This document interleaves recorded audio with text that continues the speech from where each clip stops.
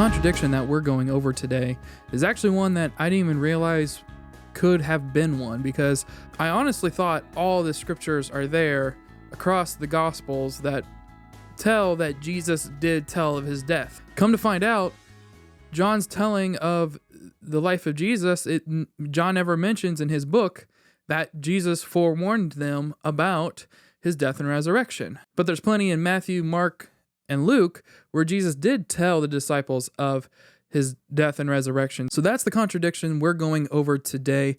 We have 5 scriptures from the Gospels where Jesus did tell the disciples about his death and that he would be risen again. So you can follow along with me below the description and below the links to all of our social media and what have you.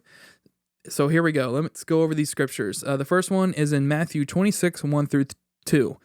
And it came to pass, when Jesus had finished all these sayings, he said unto his disciples, Ye know that after 2 days is the feast of the Passover, and the Son of Man is betrayed to be crucified.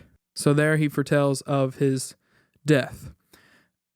And then we have Mark 8:31, which says, And he began to teach them that the Son of Man must suffer many things, and be rejected of the elders, and of the chief of priests, and scribes, and be killed, and after 3 days rise again.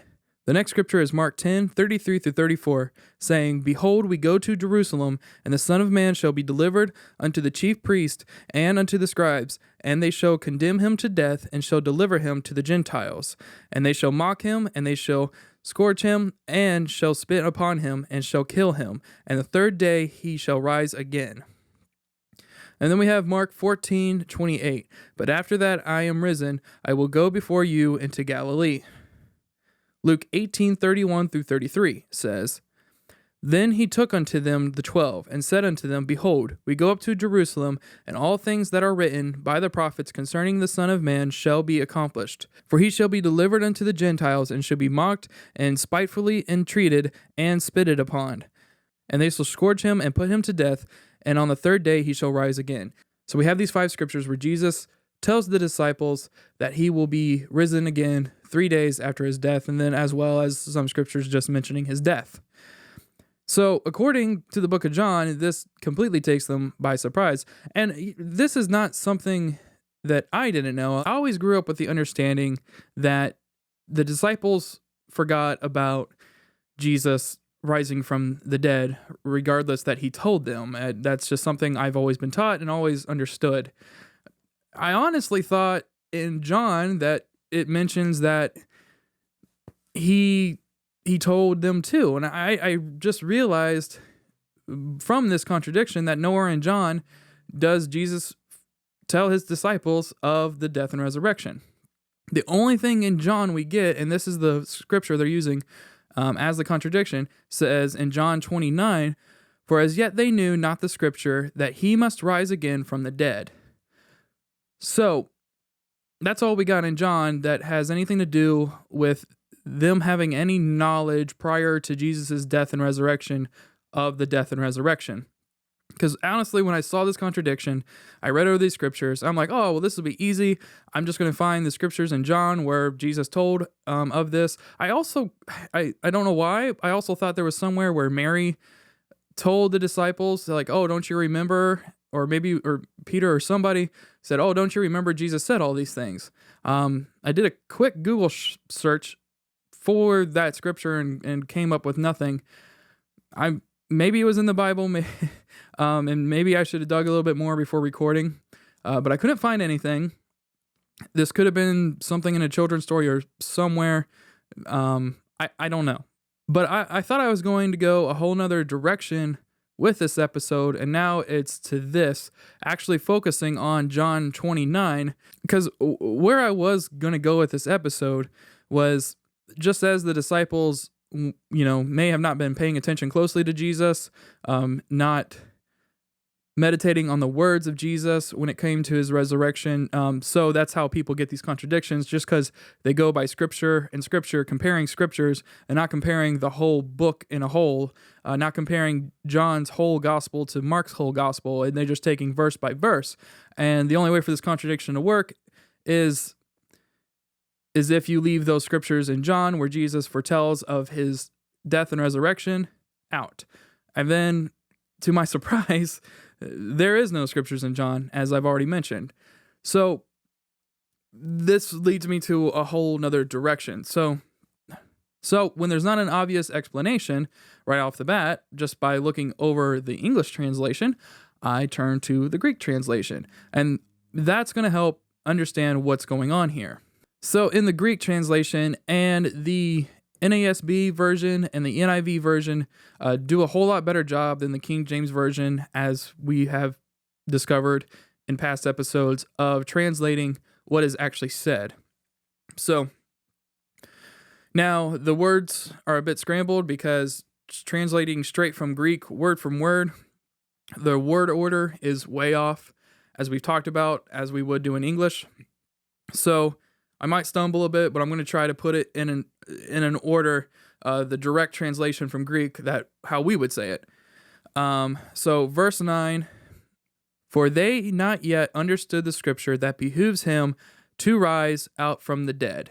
So that is word for word Greek, and I just changed the order a bit just to kind of make it flow in English just a little bit better.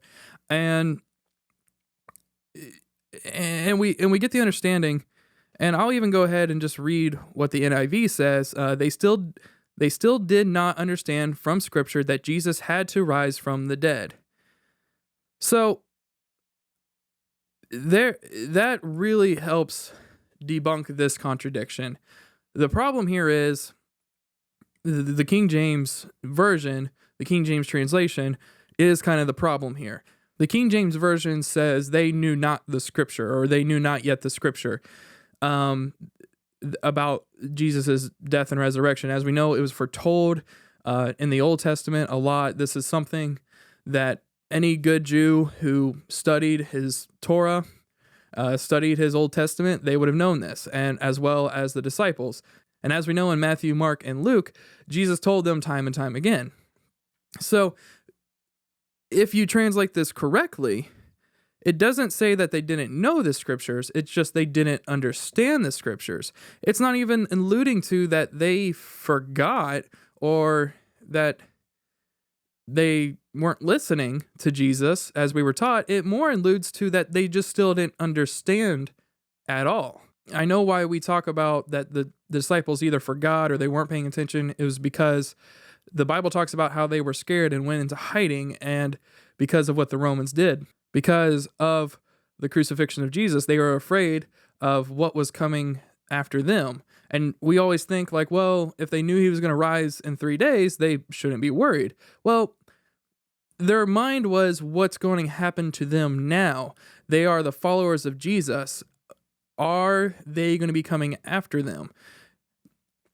Like I said, John's not saying that they didn't know the scripture, that they didn't remember Jesus was going to rise from the dead in 3 days, but in 3 days, that's a lot of time for the Roman guards to come after them and kill them and crucify them themselves or torture them, whatever. Like, that's plenty of time. Or even the priests that came after Jesus come after them. That's 3 days is plenty of time for this to happen. And that's kind of, John is telling us they still didn't understand yet why Jesus had to die and rise from the grave. It doesn't make sense to them at this point yet. And it's really not going to make sense to them until the day of Pentecost. That's how this contradiction is debunked. Regardless of the fact that John never mentions in his book that Jesus foretold of his death, John 20:9 is not saying that they didn't know about it. It's not saying that they didn't know Jesus said it or they forgot. It's just saying they still didn't understand this whole process. They didn't understand why he had to die. They didn't understand why he had to rise again. I'm sure, and we know, like Thomas he definitely was in shock and he was of disbelief. So we know that they were doubtful, and they should be. They've seen Jesus bring Lazarus forth from the dead, and they've seen him heal, and they've seen him bring the other girl from the dead. But to bring himself from the dead, that's a whole another thing. And of course they would be doubtful. And like I said, Thomas was doubtful, no doubt. Either all 11 of them, because Judas is gone at this point, had doubt in their heart. No doubt they did. Of course they had doubt. Now, some might had greater doubt than others, and definitely Thomas was one who had greater doubt. But I still think they did remember. They just don't understand enough, and they don't understand why this all had to happen enough to just get rid of that doubt. It's the doubt is there, but according to John, what I can pick up from John, the doubt is there just from the lack of understanding what is happening and why it is happening. So we can definitely say that Jesus did tell the disciples a few times that he was going to be put to death, and in 3 days he was going to rise again. And John definitely doesn't contradict that. John just admits for himself and all the other disciples that they just didn't understand it yet, that they just don't get it.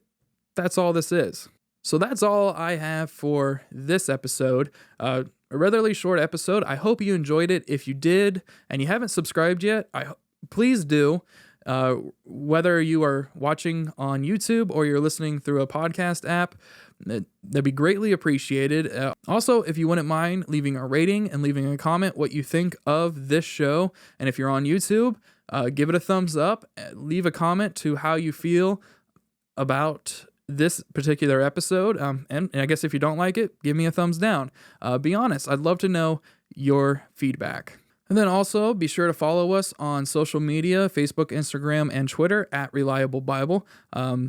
Visit our website, reliablebible.com. Fill out the contact form on our website. Direct message us on Facebook or Instagram or Twitter. Or send an email to contact@reliablebible.com.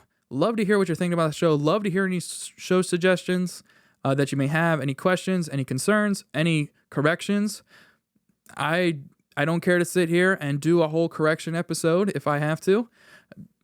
As you know, I've delayed episodes because I realized I said something wrong and I went back and added an addendum.